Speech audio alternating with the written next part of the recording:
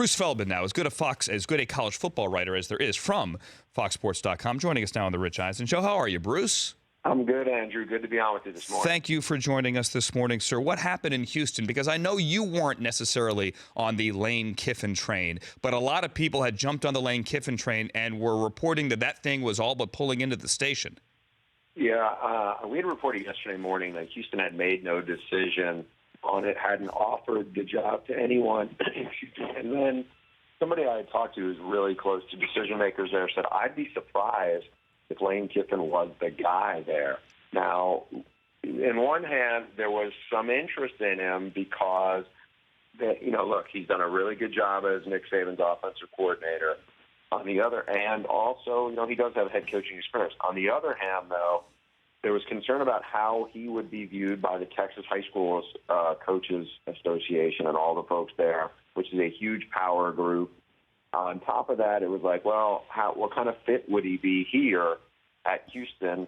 And the other part of it was there was some question about like him as jumping in there. Would he want to be there for a long period of time? Would it just be to kind of help rehabilitate his head coaching image and then move on? So they had two strong internal candidates, Todd Orlando, the defensive coordinator, and Major Applewhite, the offensive coordinator. And Applewhite has basically spent almost his entire coaching career and obviously his college career as a player. We're in the state of Texas. Those ties, also being a Tom Herman protege, I think convinced the people there that he was the right move to lead the program forward. And, I think it surprised some people that Lane Kiffin didn't get it, but I think some of that was because there was a lot of misinformation swirling around yesterday morning. And we always go to you, Bruce, for the correct information. And you said almost his entire career. You can't overlook Major Applewhite's time in Syracuse, which I know has to be by far the highlight of his football life. I know it was the highlight of your existence. Absolutely. Yeah, it was a short term there. He was a very young offensive coach, just like he was at Rice, and even he spent a brief amount of time on Nick Saban's staff at Alabama. He has come a long way. I had a really candid sit down with him when he first got to Houston about 20 months ago, because he had some public off-field issues too when he was at Texas as an assistant under Mac Brown, and so he had to do a lot of looking in the mirror and face some real hard conversations with his family and his wife. And I think he'd grown a lot from that. And I think the people at Houston were convinced that, he is evolved and he's in a really good place. And, I think they've been impressed by what he has done, every day around Tom Herman there as they kind of really elevated that program. Talking to Bruce Feldman here, nearly 10 past the hour. Andrew Siciliano sitting in for Rich Eisen, who's back on Monday. Bruce, of course, from FoxSports.com, also on the Fox Sports College Football broadcast. Bruce, the poll question, which is the best job? Brockman laid it out there. It was Baylor, Houston, or Oregon, right? Those are the choices? Yes, correct. What do you think, Bruce? It would be hard for me to say Baylor because of all the stuff swirling around. And you have to factor in that they have basically half a recruiting class that they signed last year. And this year they have only one commitment. So it's a mad scramble, and you're going to have a lot of stuff swirling around that program. I think Houston's the best non-Power 5 job, but still Oregon, when you look at it, yeah, I think this is a much tougher job now than it was when Chip Kelly took over. Why? Well, first of all, when Chip Kelly took over 7 years ago or 8 years ago, Stanford had only won 10 games combined in the previous 3 years. Now Stanford's a powerhouse. Washington was spinning its wheels back then. Well, now Washington's in the college football playoff, and Chris Peterson has them, ready to be a real powerhouse in college football, I think, for a long time. On top of that, Washington State was a mess. Well, now Washington State wins 8 or 9 games, it seems every year, and Mike Leach is capable of beating anybody on a given Saturday. So when you have that up basically in the northern part of the Pac-12, that's stuff that Chip Kelly and Oregon didn't have to factor into. The other part of that is now, going forward a little bit, USC has no scholarship sanction. I think they're building back to where maybe not quite the level that they had at Pete Carroll, but I think you got to recruit in California if you're at Oregon, because unlike a lot of other quote-unquote powerhouses, you don't have a strong natural recruiting base. You got to go to California, and 9 times out of 10, maybe 10 times out of 10, those kids in Southern California are going to pick USC over Oregon now. And whatever advantages Chip had, both on the field scheme-wise, he was cutting edge in the sports science side of it.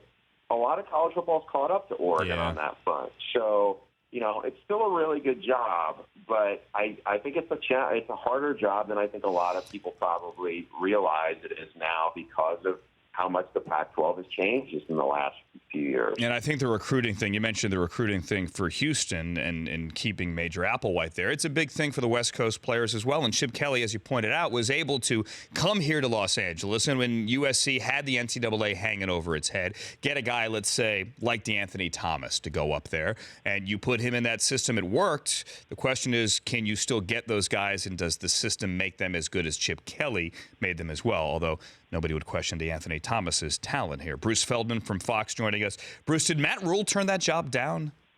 I know that there was a lot of interest in him. I think he probably could have had that job if he wanted to.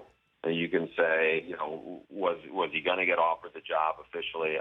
Usually things don't get that quite far along. But I think he probably could have had that job if he had wanted it.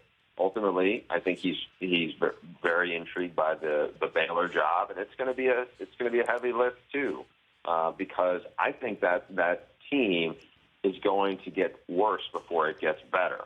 I mean, they don't have a lot of players. They didn't recruit a lot of linemen in the last few years, so he's good. He did a fantastic job at Temple the last 2 years, the best 2-year run that Temple's ever had, and I think he's a really, really good coach. Anybody who spends any time with Matt Rule comes away impressed, but that is going to be a heavy lift for him, especially in the first 4 or 5 years there. Bruce, the people close to Charlie Strong, are they telling him to go wear TV makeup and cash a nice check for a network, or are they telling him, hey, if you get a nice job offer, maybe you should go right back into the coaching thing? Yeah, I'm not sure Charlie Strong wants to jump into TV. I think there's some coaches who consider that route. I don't think that's what Charlie Strong is about. From what I was told earlier this morning, that he is the front runner for the USF job that Willie Taggart just left behind. And obviously he coached under Urban Meyer and had a lot of deep ties when he was at Florida, and he parlayed those ties and built the Louisville program up into a Sugar Bowl winner with a lot of Florida kids, not just Teddy Bridgewater. So the question I've heard for him is, because I think the USF brass in this search went to Texas to visit Charlie, and then he said he wanted to check out USF. I think after that, I think he's going to take some time to think, okay, what do I want to do? He's got some offers to be a defensive coordinator at other places if he doesn't want to jump in and be a head coach at USF. I think, there was an opportunity probably at Cincinnati, but I had heard, USF is a better job than Cincinnati is. And so, it's the question of what does he want to do? He's 56 years old. He's come out of a very, very tumultuous last couple of years at Texas, and has one daughter who he told me is going to, is a student at Texas. She's going to graduate from UT no matter where he goes on to. He's got another daughter who's in high school. So, it's moving the family again. I think he's a slam dunk hire if you're USF, but it's a question of what exactly does he want to do right now, and we'll see. I imagine we'll probably have a good sense of that in the next 24 hours. Bruce, last night, Lamar Jackson won the Walter Camp and the Maxwell Award. He's the quarterback of Louisville, obviously. For those who don't know, Deshaun Watson, the Clemson quarterback, won the Davey O'Brien Award for the best quarterback in the country. And now we get to the Heisman Trophy. You are a Heisman Trophy voter, Bruce. Are you willing now on the TV and the radio to tell us who you voted for? I am not allowed to, Andrew. Really? I am not allowed to. Not until after. I should have known that. Yeah, I signed off on something. I will say this. I posted my Heisman top 5 on our website every Sunday morning, and Lamar Jackson was the clear leader. I mean, I feel like I had a lot of guys who I could have voted number 3 this year. It was the most different Heisman race that I can remember covering the sport, much less as a Heisman voter. I would be surprised, just as a person who follows the race closely, I'd be surprised if Lamar Jackson is not the winner. So you wouldn't read into the fact that he and Deshaun Watson split those 2 awards last night? I wouldn't. I'd be surprised if Lamar Jackson did not win it. I mean, going into the year, Deshaun Watson clearly has more name recognition. He had that fabulous performance against Alabama in the national title game.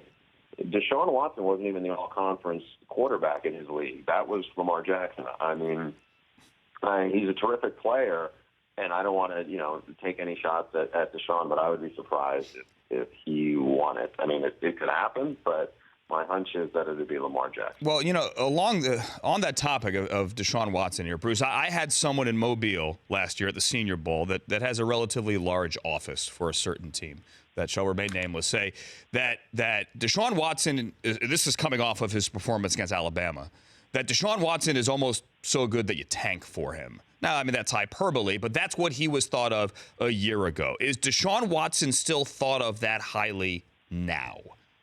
I think that, by some people, I bet he is. Now, if you look at where they struggled early this season, they had a ton of drop passes. And, when talking to Dabo Swinney, the coach there, he talked about when you have those drop passes like that, all the ways that impacts a program and an offense, and it did.